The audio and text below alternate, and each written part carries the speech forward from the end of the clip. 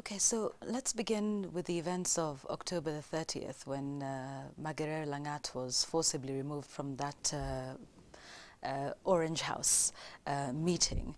And some say you watched the events unfold without intervening to help him. In fact, in an interview with a local newspaper recently, Margaret is quoted as saying that you were privy to the events of the attack. The people were there, fortunately, so it was not just me who was around. And everybody knows that we didn't know what was going to happen. We just had a commotion from outside. Then a group tries to come in. In fact, my colleague, Kalonzo Musyoka, was saying, allow them to get in. But then I am the one who said, no, this is a PG meeting, and those are not members of the PG. A lady walked in, talked to the Margaret. Then Margaret tells me that well, these people are accusing me of saying what I did not say. I was not even aware of what was going on at that time. Then, as we tried to restrain these people coming in, they had already marched in, and then they got hold of Margaret. Walking out, I walked behind and ordered my askari to rush to help him, because I didn't know that they were just leading him out of the compound. I thought they were going to harm him. So I ordered my police officer to go and help him. My officer defied me, saying he cannot go and leave me alone. I said, it's an order. And they defied the order. And you know what? I fired that police officer. That same day, I directed that he be taken back to the fold, the police, and he has been replaced. If I had known what was happening, I would not have done that. I would not have fired that police. He's got a number, they will tell you here. They can show you that I had him sacked. So it was an unfortunate incident. And that's the reason why we called an emergency NEC. But we had called an emergency NEC to discuss complaints which had been raised generally about Honorable Margaret. The staff had complained about him at a retreat we had in Kwale. And we said we were going to deal with this matter internally. And we tried to deal with that matter internally, but it had not worked. And then there were these other allegations about other things that he was supposed to have said. But so the meeting then took place. Now that meeting, we now find ourselves dealing with the other issues now. And we censored the MCAs of Nairobi because we called them, they came, they explained why they acted, the manner in which they acted in anger about utterances of Honorable Margaret, and also frustrations that they had experienced at the party headquarters. So we fined them 100,000 shillings and also formed a disciplinary committee to hear the complaints which are being raised by these Nairobi MCAs and Honorable Elizabeth Thongoro, who had been appointed to be the representative of the party at the political party's liaison committee, where Margaret is supposed to have said what he did say. So that committee has not met. We'll wait to hear the outcome. All right. Then last week, Wafula Buke called for a press conference at Orange House and declared himself executive director. Now, many political pundits are pointing to this, what happened with Margaret, what happened during the ODM elections, as a sense of lawlessness that has been allowed to pervade within ODM. What are you doing to bring structure and restore order in a party that people are saying seems to have lost direction? I don't think that is loss of direction. As you know, where people work, there are always ambitions and so on. And when the NEC met and said that Honorable Margaret would appear before the disciplinary committee. I think there was a misinterpretation that there was a vacuum left at the party headquarters. And I think there was a tug of war. Everybody wanted to fill that vacuum.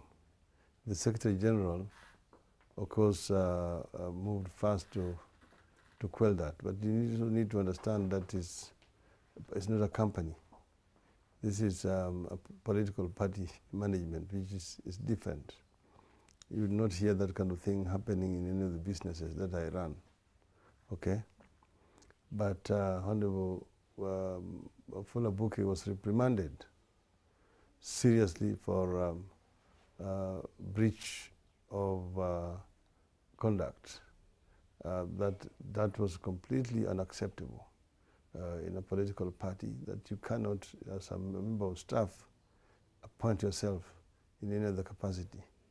There are the employers who will decide who is going to do what in the party headquarters. Let's have your thoughts now on the meeting that took place between Honorable Namwamba, Honorable Mungaro, Governor Mutua and Magere Langat. They said it was a coincidence. People are pointing to something more because these are people who've been branded rebels or moles, if you like. What do you think of that meeting? Is it significant? Does it mean anything for ODM? Do you think there's a breakaway in the works? You see, ODM is a very democratic party, and we allow our members a lot of latitude. I don't think it's right to try to micromanage grown-ups, members of the political party. They have a democratic right and democratic space to meet with whoever they do meet. I have confidence in a number of those members. Honorable Namwamba has since come to see me and explained to me the circumstances under which that photograph was taken. And he has said he has no intention of leaving the party, that is going to remain very faithful to the party. I think there's a lot of speculation, particularly in the media. And for once I want to clearly complain that the media is actually now one of the biggest impediment to thriving of political parties. I think the media is adding too much fuel. I've been amused by some of the cartoons I see in some of the papers. But I know that I've been in politics long enough, and I know my obituary has been written so many times by this media. Some of the people who wrote my obituary in the 70s are themselves actually gone before me. So I'm not worried. I think ODM is a strong party. We have challenges like other parties. You see, the thing is that we are the only political party in this country with functioning organs, which will meet to deal with issues. You've got the party branches and sub-branches. We have got NEC. You've got the General Council. You've got the Delegate Conference. So we have a functioning political party. The others still just have what you call interim office bearers. You never had, since the TNA was launched, or URP, you never had them doing grassroots elections. You have never had them do a delegates conference. But yet your own elections ended in controversy earlier this year. Yeah, I'm saying, but at least we attempted to do it. At least we attempted to do it. When did TNA do theirs? When did the URP do theirs? We went there, and it was unfortunate. So what we have been doing is to try to bring the factions together so that the party remains intact. Okay. Let's talk about democracy, and you just mentioned a little earlier that ODM is democratic, yet there's a feeling that dissenting opinions are not allowed in the party. Anybody that stands up to disagree with what is popular within the party is then branded a mole. Magere has now been branded a mole, so has Ababu Namwamba, so has Gideon Mungaro. Do you believe that these three are Jubilee moles within your party? I don't think that the fact that you find members disagreeing and charging each other of being moles itself is democratic, because what action has been taken against those who are branding others moles or those who are being branded moles? We have not taken any action against any of those members. That is democracy. They accuse each other, and that's fine. Maybe because probably Jubilee is trying to weaken our party. But I mean, that is normal in any democratic society. Political parties campaign for political space. So we have not seen anybody who is a mole. That's why the official party has not said anything. Members accuse each other. So it is not ODM accusing any of its members. It is individual members accusing each other. So and so is a mole. So but we don't believe in those accusations as a party officially. There's not a party position. This is different from action taken by the coalition against a member like the former chief whip. That was because of his incompetence. The chief whip actually failed to perform his job as a whip, whipping members. See, meaning that members ought to know what is coming before the House, what is the position of the movement on this bill which is coming, on this motion which is coming. Should we vote yes? Should we vote no? Who is going to prepare for this debate? Who's going to second it? And so on and so forth. That's the work of it. So the action against him was not because of his apparent lack of support for the referendum? Not at all. He was not even against the referendum at that time. He only became against it after he has been removed. So it was not because of his stand against referendum. He was supporting the referendum, by the way. He only started opposing it after he was removed. But his being removed was not because of anything else. It was because of lack of performance. So that the movement was crippled in the House. It was not able to discharge its mandate of holding the government on check. Let's talk about the referendum then. Okwara Kenya seems to have lost steam when you left the country, came back, an attempt at relaunching it. Would you tell us where the process stands now and what the next steps are for the Okwara Kenya movement? You see, Okwara Kenya has not lost steam. What has happened is that this is a critical stage, because initially it was necessary to move around to urge people to sign. That was that phase. People was to sign. So people were signing. Now that phase is over. This phase is now ensuring that the signatures are brought back to the headquarters so that they are collated and put together, because this is a very difficult exercise to put it together so that you have the numbers tallying and ensuring that it corresponds with what the register held by the Electoral Commission. And then also it's the drafting of the bill itself. It's again another exercise. Once that is done, then the signatures together with the bill is forwarded to the IEBC, which will then now forward it to the counties. But once the bill is published, then the next phase will start. So it is not a question of losing steam. It's just that we are passing through a phase where there's no value added by going to a rally to address people. Right. But that is going to come up. Let's delve into a little bit of politics now. You've been on the ballot paper 3 times, and twice you've come so close, yet victory eludes you. Will you be on the ballot in 2017? And if so, what strategy will be different to ensure success the 4th time around? First, I want to disabuse this notion of victory eludes me. I think Kenyans ought to be honest enough to call a spade and not a big spoon. The problem is not about victory. The problem is about the dysfunctioning electoral system. In 2007, who does not know in this country that I won? Every fool knows that. Mr. Kriegler, Judge Kriegler, who was appointed to investigate the conduct of elections, when he came to my office, the first thing he told me is that, Mr. Odinga, I want you to know that I've not come here to tell Kenyans who won or who lost last elections. Every fool knows that.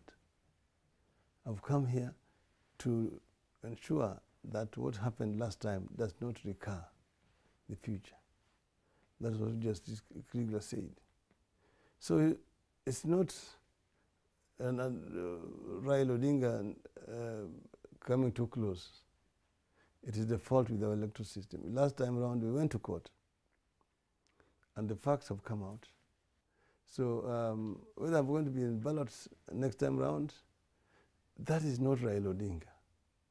That is for the Kenyans, it's for the members of the movement that I ran. First, it is ODM, my party. It is CORD. So I never impose myself on the people. But would you like to be on the ballot in 2017? I never impose myself on the people. I'm a servant of the people.